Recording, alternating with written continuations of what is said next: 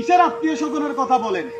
বিপদে পড়ে দেখেন মুখোশধারী সেই আত্মীয় স্বজন সবগুলাকে আপনি চিনতে পারবেন। মাত্র 1000 টাকা আপনি দাঁড় পাবেন না। মাত্র 5000 টাকার জন্য আমি আমার দোকান এটা উদ্বোধন করতে পারিনি। মানুষের দ্বারে দ্বারে গেছি, আত্মীয় স্বজনের কাছে গেছি। বিদেশ যখন আসিলাম তখন হাজার হাজার মানুষ ফোন দিছে, আত্মীয় স্বজনের খবর রাখছে।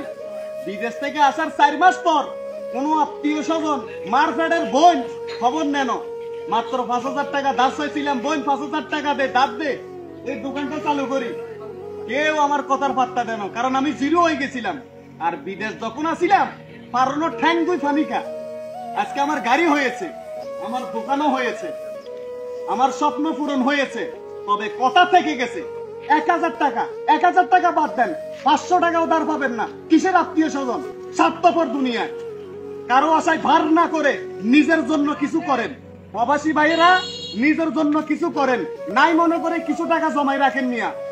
আমি বোকামি করছি, আপনারা বোকামি করিয়েন না। 3 বছর বিদেশ করছি, মা বাবারে খাওয়াইছি। মা বাবা আমারে 4 মাস খাওয়ানোর পরে তোর আর খাওয়াইতে মারতাম না, তোরও খাওয়াই, তোর বড়ও খাওয়াই। আরে মা জন্ম দিছে, বাপে জন্ম দিছে, হেই মা বাপে ক।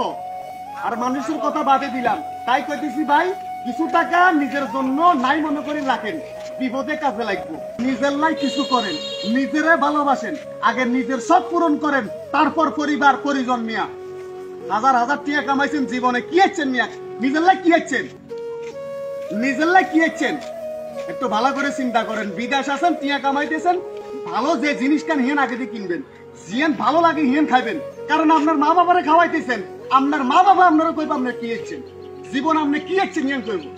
জিয়েন সত্য কথা, বাস্তব কথা আপনাদের কইলাম, মনের দুঃখ আজকে প্রকাশ করে দিলাম। 6 মাস আমি 4 মাস ঘরে আমি 4 মাস ঘরে কিছু দিতে পারি না। আমার মা আমার বাবা আমারে দেখাই দেয় তুই 4 মাস কি দিছ, অথচ আমি 3 বছর বিদেশ যাই, তারপর লাগ টিয়া বাজে পয়সা কামাই পাঠাইছি। আমি নিজের লাই কি করলাম?